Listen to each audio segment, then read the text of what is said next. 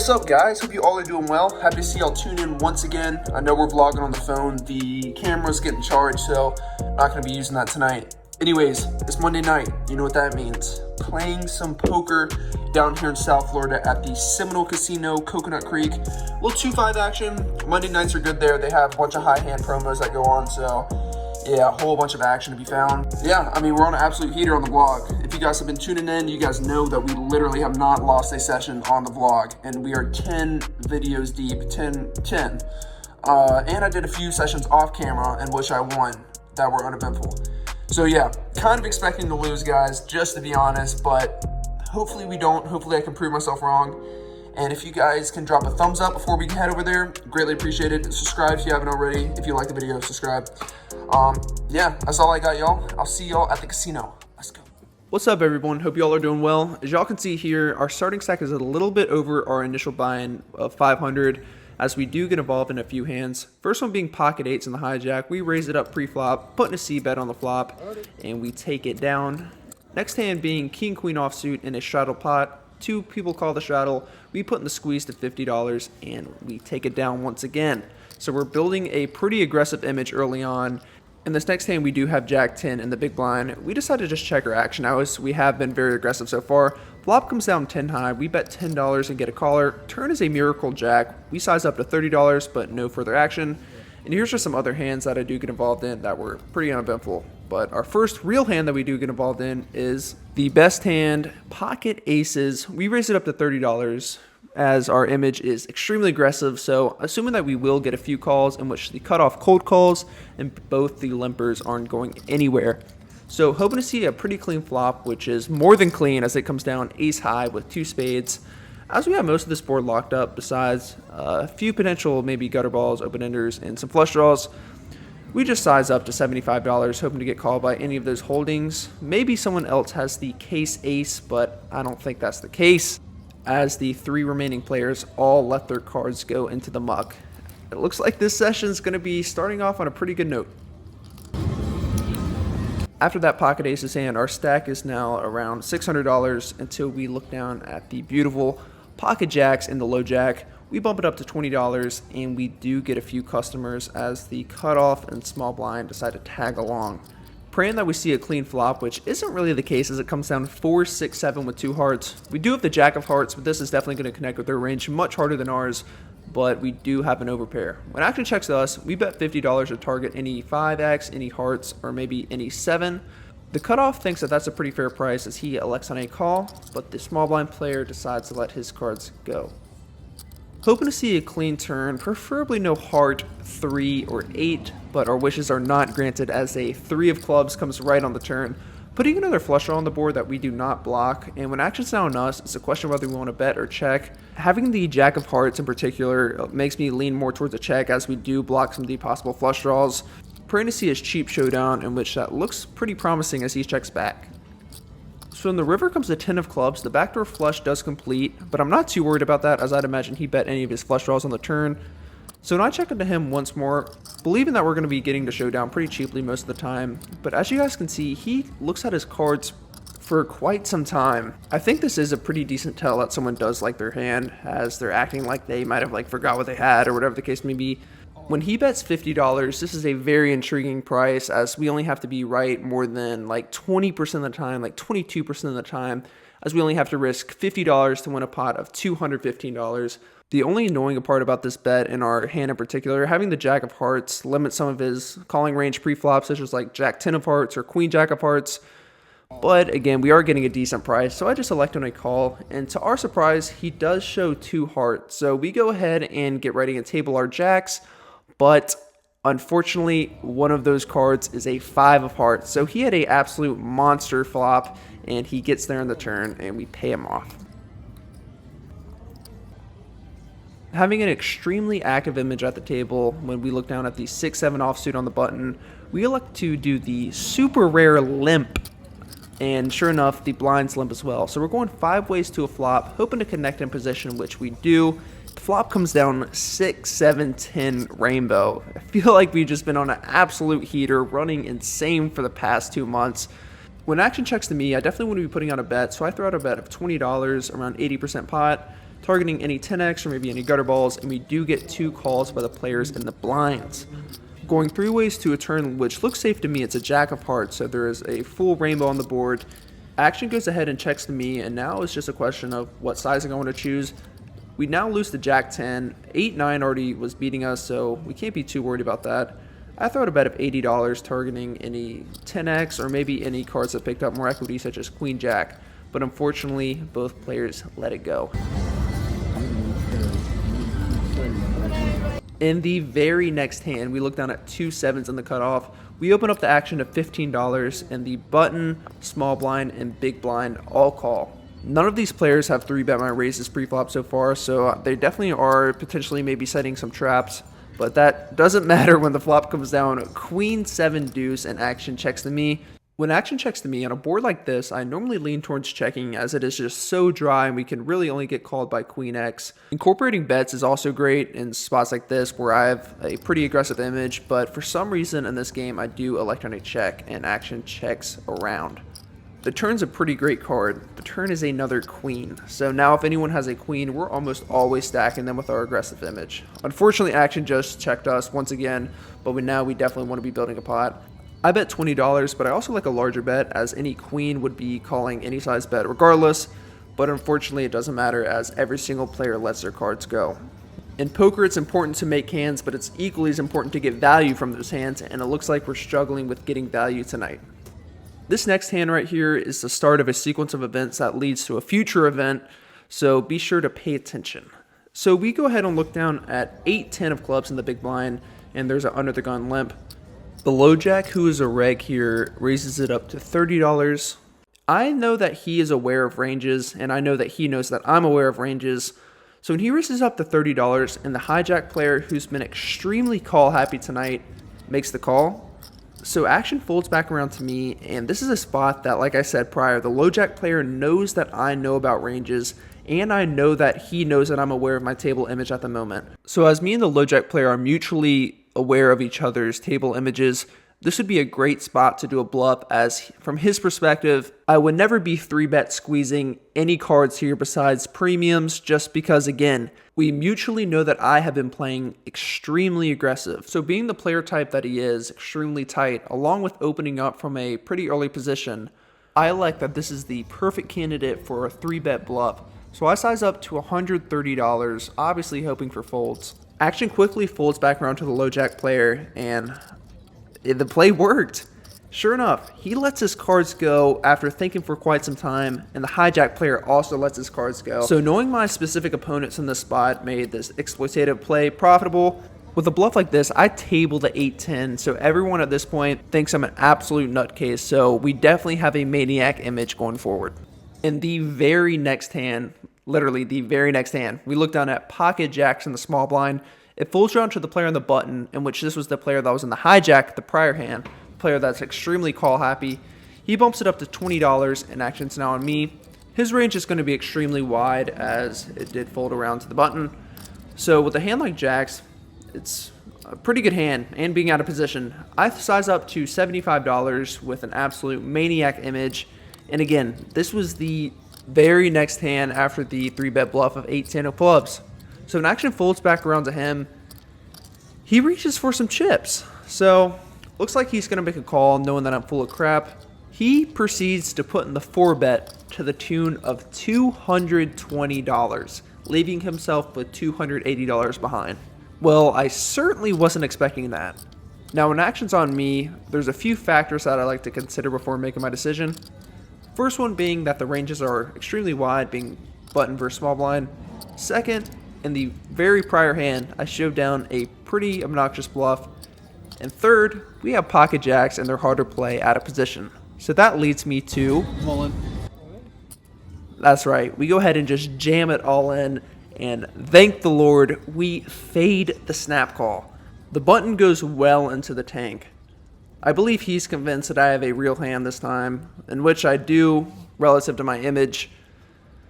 Only having to risk $280 to win a pot of $725, he certainly is getting a pretty good price. So maybe we do want to call on this exact spot. And sure enough, After about a minute and a half of tanking, he eventually does elect on a call. $1,000 in the pot, going heads up, seeing 5 cards with no further action, praying to see a clean flop, which looks pretty safe to me. It comes down 9 high with a rainbow texture. The turn couldn't get any better. It's a 2 of clubs. Well, I guess it could with the jack. Praying to keep the river a low card, which isn't the case. It is a queen. Having to show our jacks, he gives us the look of someone who doesn't have much of anything, and sure enough, he mucks his cards. So, after this hand, I think I learned how to play jacks. You just get an extremely aggressive image, pick them up when everyone thinks you're an absolute maniac, and just ship it right in the middle and hope for a call, in which it looks like that's exactly what happened in this hand. So after that hand, our stack has now ballooned up to a healthy amount of $1,200, so we have accumulated a profit of $700 so far. Quite some time has passed before we get involved into another hand, until we look down at the beautiful pocket tens in the small blind. There's 2 limps to us. We would have put in some more money, so we size up to $30, and we only get 1 caller from the under the gun +1 player. Hoping to see a good flop, which isn't the case, as it comes down king jack 8 with 2 hearts. So we don't have much of anything besides a pair of 10s and a pretty aggressive image, but this flop still does favor my range more than his. I put out a c-bet of $35, and he doesn't think for too long and elects on a call. Hoping to improve on the turn, in which we do improve, but in an unorthodox way, as it is a king of clubs. So we now have 2 pair. This is an interesting card, as it makes it less likely that he is a king, but it also makes it less likely that I have a king. So I like to slow down a little bit in pot control. I check it to him, and he throws out a pretty sizable bet of $85. So when action's back on me, it's not an amazing spot, and with a pretty decent size, I think I do favor a fold, but I think he still could have some semi-bluffs in his range, so I like to just peel one and evaluate a river. So the river's going to make my decision pretty easy. It is a 9 of hearts, and when action starts off with me, I'm just pretty much done with the hand. I check it over to him, and sure enough, he's not done putting his foot on the pedal. He throws out $180, and not too much decision to be had here. I just let it go.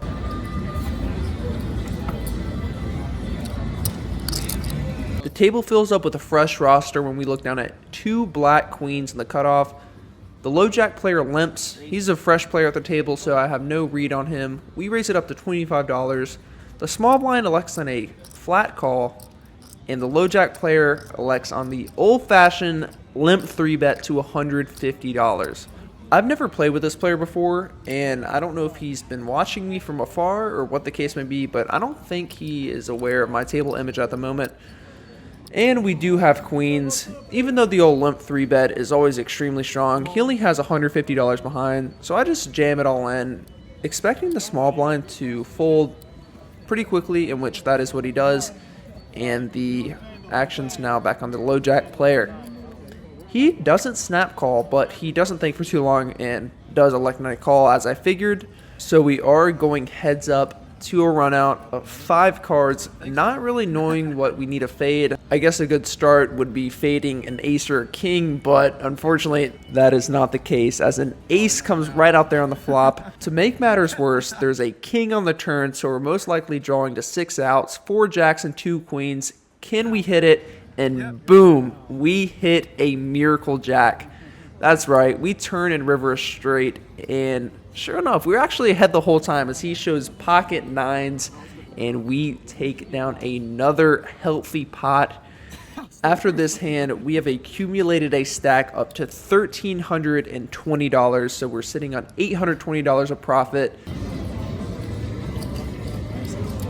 This next hand is quite interesting. We got pocket 6s on the button. There's a limp to us, and we raise it up to $25, and we get a cold call from the big blind, and the low jack elects on a call too. The flop is just as beautiful as it can get. It's 5-5-6. We flop a full house, and action checks to me. On a board like this, definitely want to be letting some players catch up, so I elect on a check back. The turn looks great. The turn's an ace, so the likelihood of one of these players having an ace is pretty high, but action checks to me once again. I made a huge mistake here and check it once again. My thought process at the table was that anyone with an ace will certainly be valuing it on the river. Looking back on it, it certainly was a mistake, as we could set any price for any ace to continue. And like I've said in prior hands with our table image at the time, no one's folding an ace for almost any price that I'd put out. So that was certainly a mistake. Missing out on 2 streets of value now, we certainly have to size up on the river to make up for it, but unfortunately, that will no longer be the case as the river's another ace. A short while ago, our hand was invincible. It couldn't be beaten, but now it is worth nothing more than a pile of garbage. So when action checks to me, there's no merit into betting, as with our extremely aggressive image, it would just be a disaster if we get raised. And luckily I check it, as the big blind shows ace-jack. So our extremely poor play elects us into losing only $25 boat over boat. How lucky can we be? A decent period of time passes within that last previous hand, in which we have pretty decent hands. We raise it up pre-flop, either get 3-bet or get led into on the flop and are forced to let it go. With that being said, our $1,300 stack soon dwindles all the way down to $1,100, but we're not done yet picking up some pretty good cards. So when I look down at Queen Jack of Hearts in the under the gun position, I bump it up to $15, and sure enough, we get 2 callers. So we're going to go 3 ways to a flop at a position which comes down 10-7-4 with 2 hearts. All things considered, this is a pretty good flop, as we have an obvious flush draw, but we also have 2 overs and some backdoor cards that can improve us to a straight. So when I bet out $30, the low jack gets out of the way, but the button decides to call. With queen high, we're certainly going to have to improve on future streets or bluff our way to victory. So when the turn comes a 6 of clubs, this is one of those cards that does not improve us and is much better for his range, but I don't want to get blown off all my equity. So I throw out a half pot size bet of $60, and the button doesn't think for too long and does elect on a call. This is the same player that put $300 in pre-flop with pocket 9, so his range could be pretty wide. So planning on improving, which isn't the case as it is another 7. It looks like our run good might be halted for the remainder of the session. Since this player sat down recently, he's not aware of my table image as many of the other players.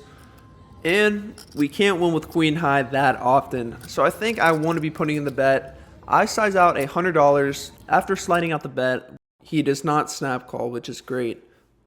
But unfortunately, he's thinking, and it looks like he's going to make the call. And sure enough, that is what he does. So feeling sheepish, we table our queen high, and he calls us down with bottom pair. To his defense, though, he turned an open-ender, so you know what they say, if you don't get caught bluffing, you're not bluffing enough. So we lose that one right there. So some time passes by until we look down at queen 9 offsuit on the button. For the most part, the same players are still at the table, so I like to do something that isn't advised in the long run. I just limp it, and sure enough, the button checks his action. When the flop comes down 8, 9, 10 with 2 spades, we have middle pair, a backdoor flush draw, and a gutter ball. Action checks to the hijack, and he slides out a bet of $10.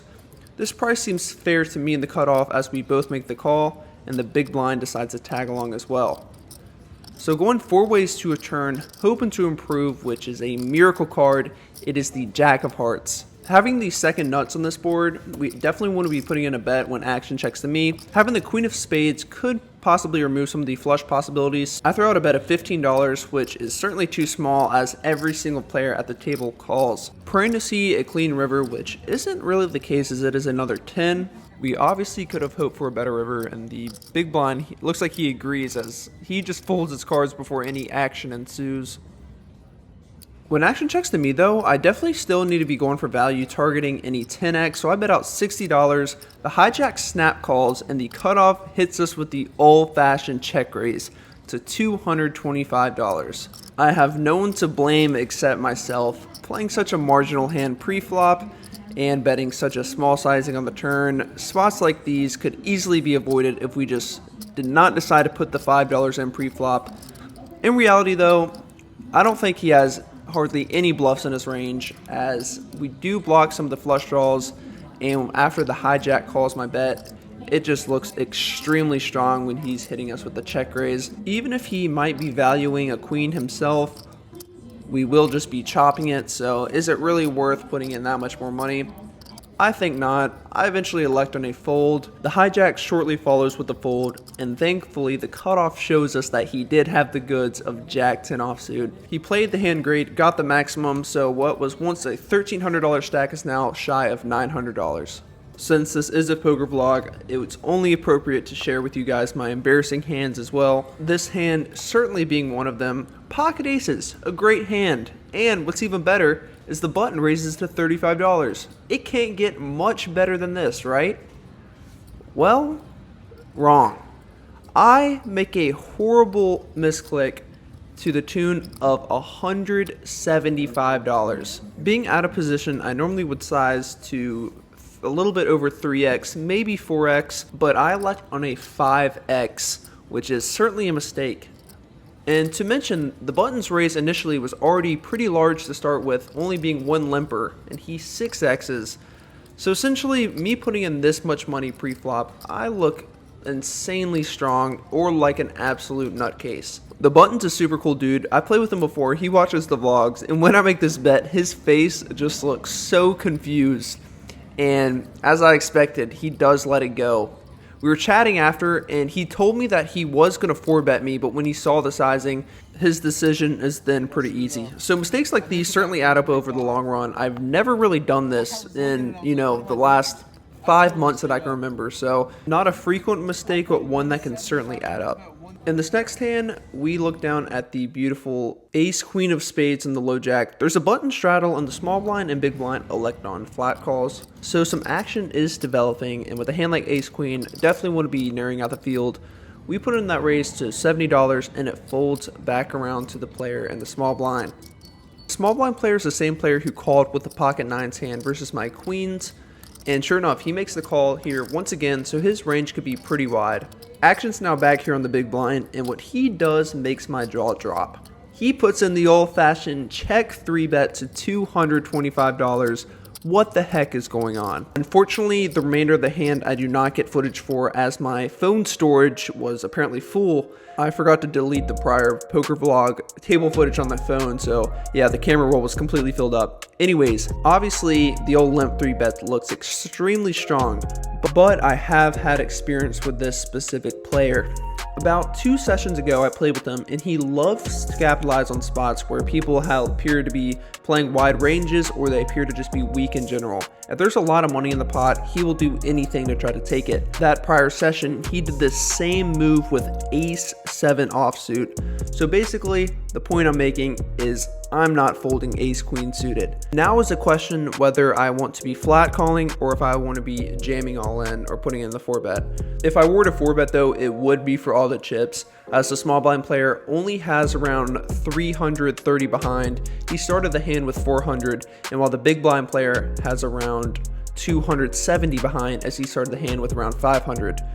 The merit to flat calling though is we do have ace queen suited, which can flop pretty well, and we are in position.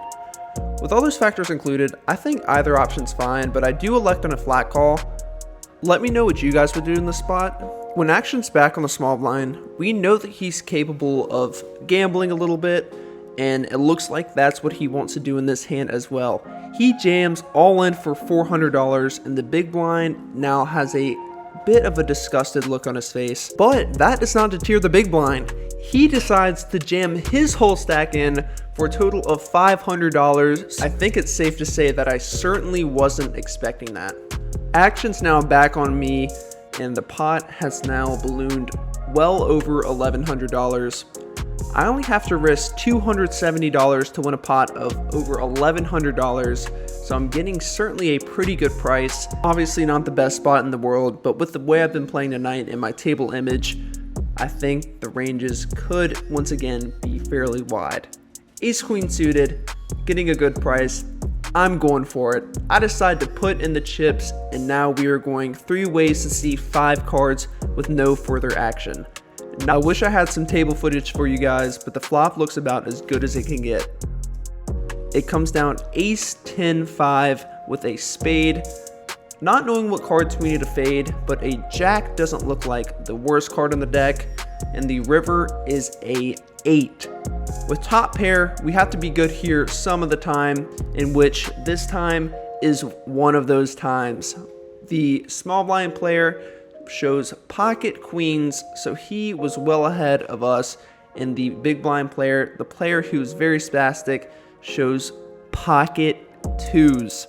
So certainly wasn't in the worst shape in the world, as our spades were live, but we take down a massive pot, well over $1,400. Once again, guys, I apologize I didn't have the table footage, But anyways, our stack is now at around $1,900 after that one. But we have one more hand that I played tonight that I want to go over. I have pocket nines in early position. I open up the action of $15 and we get a call from the button. Both players who I just stacked, they went straight to the ATM to withdraw some cash to try to reclaim some of the chips that we just took from them, rightfully so. The player with the pocket queen's hand in the previous hand is now in the big blind, and he elects to 3-bet us to $75. Being on the good side of a lot of situations that me and him have been involved in tonight, I perceive him as being on tilt, and pocket nines, this is a pretty good hand, and he only has around 225 bucks behind. So against a lot of players, I'd probably just fold in the spot, but with him, I'm just going to put him all in for around $300 again, and sure enough, he goes back into the tank when action folds back around to him. When he goes into the tank, we can almost always assume that we're either well ahead or we're probably flipping. I wouldn't mind a fold in the spot, but at the same time, I really don't mind a call either, because at this point, I'm pretty sure that I'm ahead of him. And sure enough, he does eventually elect on a call, as I figured that he would. With that being said, no more further action to be found. We're all in for, I believe, the 4th time tonight for the last hand of the session, praying for a clean flop, which isn't the case as it comes down king high. Not looking too good, as all we have is a pair of nines and a backdoor flush draw.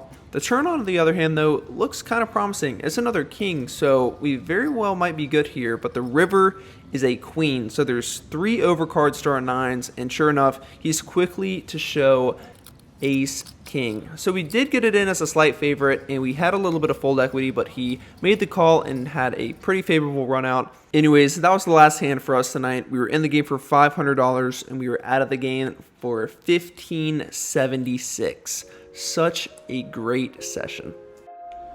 What is up, guys? Hope you all are doing well. As you can see, I'm not in the casino. As I was editing the video, I noticed that I actually forgot to do a post-session recap. With that being said, there were a few hands that I certainly made some mistakes on, such as the pocket aces hand that I raised to an obnoxious sizing pre-flop. Totally a misclick, didn't mean to do that whatsoever.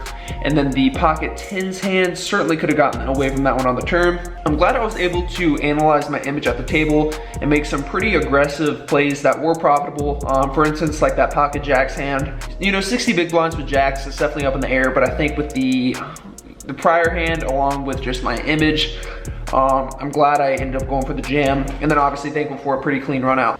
Anyways, guys, we were in the game for 500 bucks, same deal, and we were out of the game for $1,576, so a profit of $1,076. Pretty insane, guys. The heater continues, and I feel like we can't lose. We obviously have been running insanely good, but you know, I'm happy that, you know, we were playing a bit aggressive tonight and it paid off for us. That's all I got tonight, y'all. Hope you guys enjoyed the video. Please give it a thumbs up if you haven't already. Subscribe if you haven't already.